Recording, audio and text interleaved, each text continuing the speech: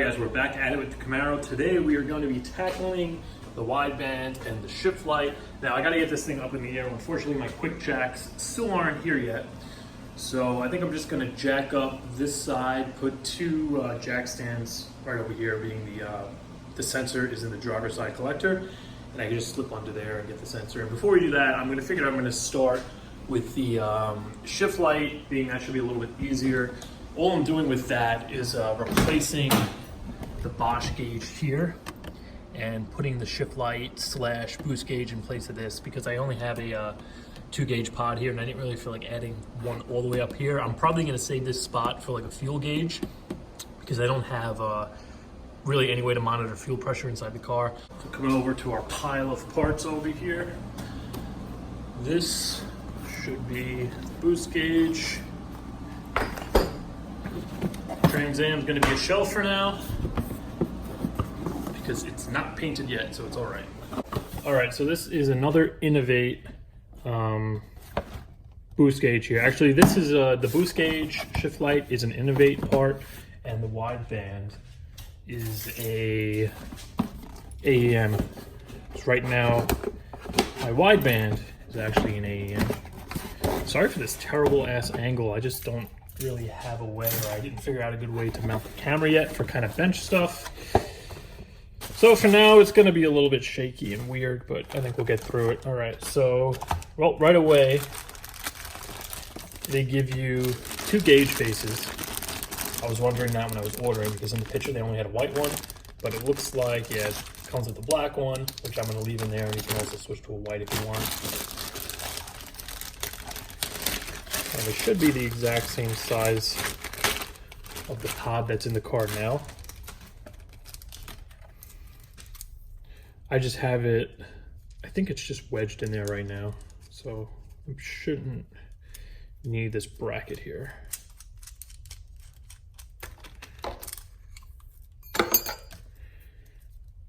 And the way I'm going to wire this up, I'm guessing it just needs a tack signal. So I'm gonna have to go on the passenger side underneath the car, underneath the dashboard, and I'm gonna tap into the wire coming off the PSI harness that goes to the tack for the tack inside the cluster. And that should be the easiest way to get a tack signal to this thing. The map sensor has to be hooked up to the engine. So the main thing they said, it has to be mounted down like this. You can't have it like upside down or sideways. It's gotta be facing down. So I think I'm going to, I don't know if I have any drill screws here. So that's another thing I forgot at the house. I think I'm going to use double-sided tape. I have a lot of that. I'm just going to find some place to stick this where it's not going to get too hot. And then they give you a T here to tee the vacuum hose in. Unfortunately, this hose here is way too short to probably reach anywhere I got to put this. So I think we're going to have to run down to AutoZone right now and get some hose. Yeah, so I just realized this isn't set up like a typical boost gauge. There aren't any hoses on the back of the gauge, so it's basically getting the vacuum signal through that map sensor, and then it's going to be sending it through one of these connectors here. So being I do already have the vacuum source in the car, I think I'm going to find out where that's passing through the firewall, and I'm just going to snip it and then attach it directly to the 4 bar. And the only other thing I have to do is find a place to run the wire from the map sensor through the firewall and into the car. Hopefully I could just kind of squeeze it through the old hole where that old vacuum line was running. But I tracked the hose for the old boost gauge. This right here, this is actually the remote bleeder for the clutch. I just tied that up here. But the boost gauge hose is this one right here, and I have that coming down under the power steering reservoir. Then there's a grommet that's going right through the firewall. So I'm gonna crawl under the car, I'm gonna crawl under the dash inside the car and just pull the lower panel down, and the hose should be right there going up to the pillar. So I'll be able to just cut it, pull it out, hook that up to the map, and then that hole that's there, I'm going to use to fish the wire and then has to go to the gauge. So look at this, all I did was come in here and cut the vacuum hose going into the car, the old boost gauge. Now this is like the perfect length to just stick right there. We'll stick our map sensor right there, and then the wire that goes from the map sensor to the actual gauge, I taped it onto the the hose, the cut end, and then I tried pulling the hose through, and if you can see, right up there is the connector is just touching the grommet. So I'm gonna try to grab it with some like fine needle nose pliers, see if I can pull it through. You'll also see that drip coming down. The power steering fluid is actually dripping down the firewall and through that grommet and into the car. But because the hose is like ran under the brake booster, I can't get to this hole just to kind of like stick this through. All right, I'm gonna have to go out there, reset. I'm gonna shove this back through. We'll tape back onto it and try pulling it through again. All right, change of plans. I completely forgot that I have the meth injection running off that vacuum line inside the center console. So I can't eliminate that vacuum hose altogether. So I'm gonna have to use the T they gave me. I'm gonna reconnect those with the T and then run the one hose off of here to the map sensor, and then I'm just gonna have to find another place to drill a hole and get that wire through the firewall.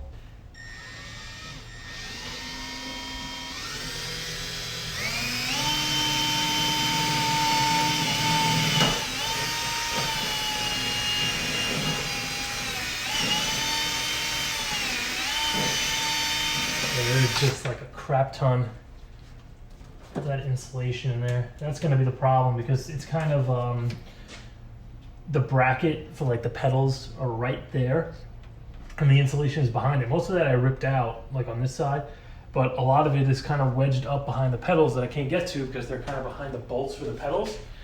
So I'm going to be able to make the hole no problem, but actually seeing where the wire is coming through is going to be a bit of an issue because all that insulation is going to be covering the hole.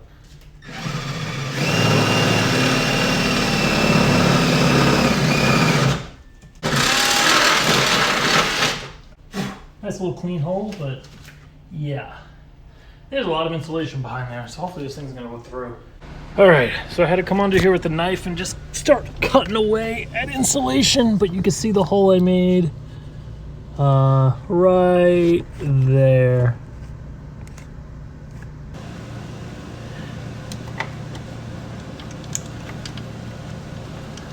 Push them right on down there, and then I'll just secure that to the firewall, then we'll get started on connecting everything inside the car. Sorry for all the noise. We got the AC running, we got landscapers outside, but I found another way to mount the map sensor instead of either screwing into the firewall or using the double-sided tape, which is probably going to come off because, I mean, if you look at the back of this, there really isn't that much surface area for the tape to stick to. So I came in here with a drill bit and I drilled 2 holes, and all I'm going to do is fish a zip tie through one of them, out the other, and I'm just going to zip tie, clamp it right to the side of the power steering reservoir. I think that'll work pretty well. All right, map sensor is secured. Now it's time to go inside the car. Let's pop this little boost gauge out. Should be able to just kind of yank it out. Easy enough. So I got the side pillar off, and I ended up cutting the 2 wires going to the boost gauge because I had power and ground for the light bulb. The power here is coming from the headlight switch. You turn the headlights on, that gets power. That's a ground. So those 2 I'm going to be reusing because the new gauge needs a headlight power signal, I guess, to turn the illumination on at night or to dim it, and then it needs a ground. So these 2, I believe it's the white one is the headlight and the black one's obviously the ground. So these 2 are going to connect like that, and then I just need a power signal for this because obviously I'm not going to use the power for the headlight because the gauge is only going to work when the headlights are on. So I'm going to probably tap off from the where I got the power for the wideband. All right, so I got the old controller for the wideband out, and I kind of sorted through the wires. I pulled out the vacuum hose that was going up to the boost gauge because that's not needed anymore, and I'm trying to figure out which is which. I noticed that these 2 here, I teed them off. Well, this red one and the purple one here, these are teed off from a single wire that I tapped into the headlight switch. So I'm going to leave that red one there and just tape it up just in case I need to run one Run that up to the wideband for the dimmer for the new wideband. That'll already be there. Just got to extend it. For the power, I have the little fuse holder piece I took out. Now I'm going to reinstall this. I just need to extend this wire from down by the fuse box all the way up to the gauge. And I don't have any wire here. And the only wire that I actually had is this really, really thin wire I tried salvaging from the old broken wideband, but it's too short. So I think I'm going to go over to the Trans Am here and use some wires from its engine harness. You can see how much of a mess it is in here, but I already ripped out the computer and the engine harness. So all of these wires here, they're not going to anything. I just have them cut on the outside. So I'm just going to cut a couple of these out and probably just solder them together if they're not long enough, and then we'll have a little makeshift wire. Ugh. I think that should be enough. All right, so let me give you guys a quick little update. I extended those wires. I soldered them, heat shrink them. You can see the pink and the blue there. And then I just ran them behind this plastic trim where I ran all the other wires. You can see down here, they kind of cross over where they always did. And then I had to take the bottom panel down here. I ripped all the old broken wideband shit out. And I ran the map sensor wire straight back from the hole, and then kind of tucked it over the loomed wires just so it doesn't rub on anything. And then I ran it over the steering column just to keep everything up, and then it comes right here over the fuse box and all the way up to here where it's going to connect into the gauge. This is just excess slack. I'm going to kind of fold over and tie it up with the rest of this stuff. Here's that extra headlight power wire, as well as the old ground for the other wideband. These two I'm just going to leave here and probably tape them up. I might be able to use them for the wideband, but I know it plugs into the OBD, so it might be that might be where it actually gets the power from, so I might actually need them at all. But I'm going to leave them open for now. All the wires are pretty much ran. The only thing I need to do is get a cap for, or get a straight T. I don't know, you guys probably aren't going to be able to see anything. I don't have a light under here. But where the boost wire, where the vacuum wire comes through and goes to the meth, I used to have like a T on there, and one would tee off and come up to here. The other one goes to the meth in the center console. Now that I don't have the vacuum inside the car for the boost gauge anymore, I don't need that T. So I kind of, I got to cap it or just replace it with a straight piece, but that's easily accessible. All right, guys, so it is the next day. I did a little editing last night, and this video is already like 15 minutes long. So I'm gonna try to knock this out real quick. All I'm gonna do right now is run the tack wire from the passenger side computer area, run it over to here, and then I'm just going to wire all this into the gauge. All right, so I popped the gauge into the pillar housing. I kind of rough wired everything together. I ran the tack wire up. I ended up just tapping into it from down under here. I found the connection where I joined them, where it runs up to the cluster. So I did the same thing, took some wires from the Trans Am, extended it up, and that's the tack wire right here. So everything's kind of just twisted together right now. I want to see if we even have power before I go and button everything up. There we go. Let me crack the door open. We'll start it up and see if it reads vacuum. If it at least reads vacuum, then we know the vacuum portion's good. And the only thing really left to do is going to be program the tack with the laptop. It has this kind of serial cable hanging off. I got to find a place to put that. Make sure we're neutral. Here we go.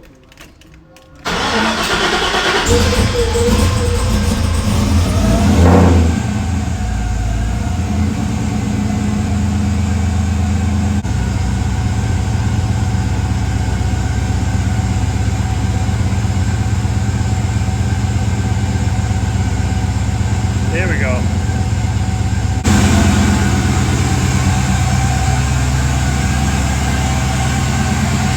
All right, so everything seems to be working. When I first started it up, it was only reading -4 of vacuum, but I completely forgot I still have the little plastic T where it used to tee off to the old gauge. That's still open under there. I didn't put a plug on it yet, so there's basically a vacuum leak. So once I capped that with my thumb, it went up to like 15, 16 at idle, so that's regular vacuum. The little green light here that says vacuum is lit up. So everything seems to be working as far as the boost gauge goes. All right, guys, so I think I'm gonna end this one there. We got the gauge working. I still have to you know, button everything up, put the pillow back on, but I'm gonna start doing the wideband now, so I don't wanna do that just yet. Plus I don't know some of these grounds and power wires I might have to share off of the wideband, so I just want to leave this out until I get that installed. At least we know the vacuum works, so the boost side of the gauge is actually good to go. As far as the shift light, the tach is wired in, so everything should be working. The thing is, you have to hook up a laptop to this to set the shift points and all that. And for some friggin' reason, Innovate uses a serial cable like it's friggin' 1994.